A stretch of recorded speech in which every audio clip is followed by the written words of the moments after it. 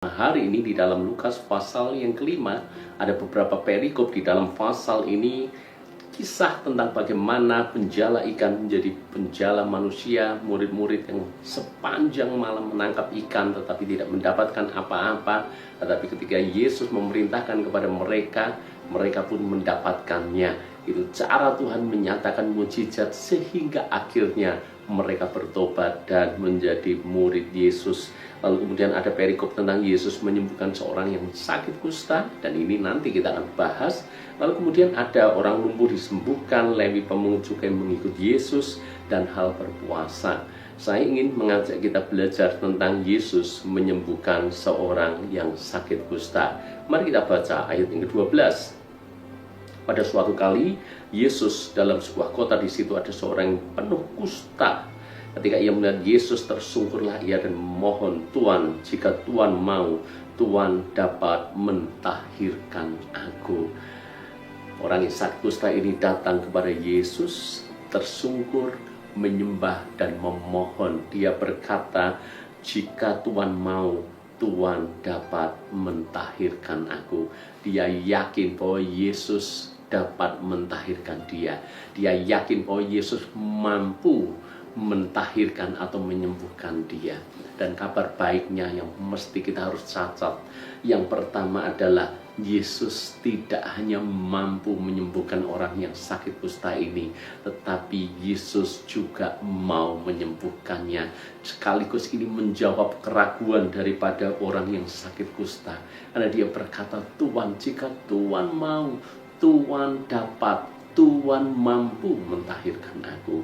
Menjawab keraguan daripada si orang kusta ini, sebab Tuhan kita adalah Tuhan yang mampu, dan pada saat yang sama Dia Tuhan yang mau menyatakan mujizatnya bagi kita. Tuhan mampu menyembuhkan sakit penyakit kita, tapi Dia tidak hanya sekedar mampu, tapi Dia juga Tuhan yang mau menyembuhkan sakit kita. Kita percaya Tuhan mampu menyediakan. Cuma masalahnya kita tidak yakin apakah Tuhan mau memberkati kita, mencukupkan dan memelihara kita. Tapi melalui teks ini kita mesti punya keyakinan yang kuat. Tuhanku mampu menyediakan segala yang kuperlukan, tetapi tidak hanya sekedar mampu, Tuhan juga mau melakukannya bagi aku. Yang pertama, Tuhan mampu dan Tuhan mau melakukan mujizat bagi kita. Hal yang kedua yang kita bisa pelajari dari teks ini adalah ayat 13. Lalu Yesus mengulurkan tangannya, menjamah orang itu dan berkata, "Aku mau, jadilah engkau tahir." Seketika itu juga lenyaplah penyakit kustanya. Hal yang kedua, Yesus sebetulnya dari kejauhan pun bisa menyembuhkan orang yang sakit kusta ini tanpa harus bersentuhan secara langsung.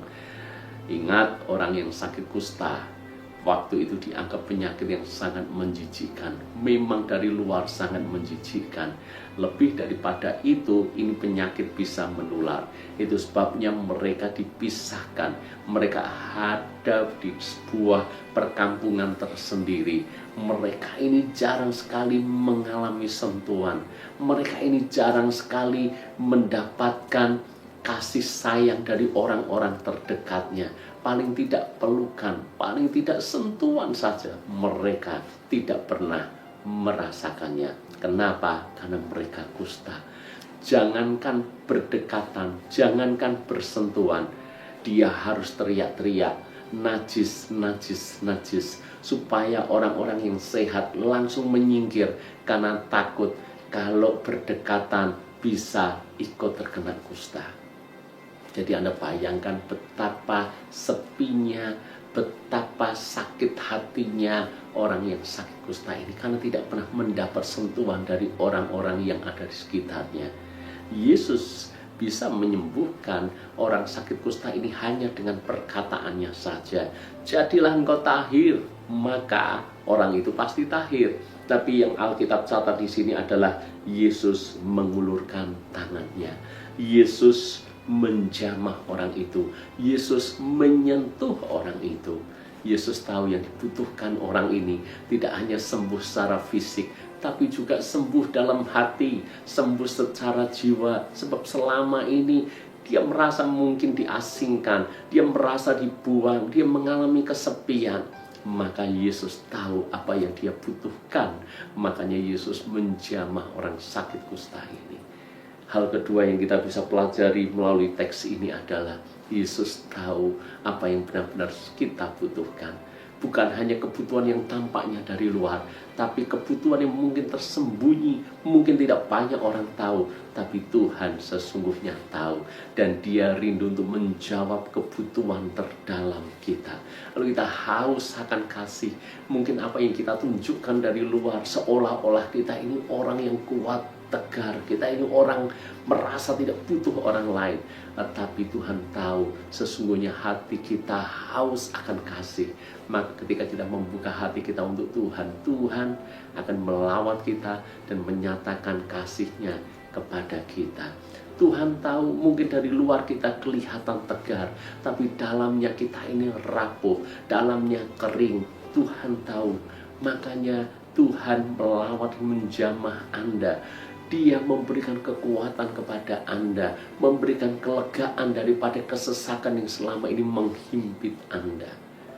Tuhan tahu apa yang benar-benar kita perlukan dan butuhkan. Belajar dari firman Tuhan hari ini, taruh pengharapanmu kepada Tuhan. Sebab dia tidak hanya mampu, tapi dia mau. Bahkan dia mau menyembuhkan kita, menolong kita, menyatakan mujizat kepada kita dengan cara yang lebih daripada apa yang kita bayangkan, lebih daripada apa yang kita pikirkan, bahkan lebih dari apa yang kita doakan. Tuhan berkati.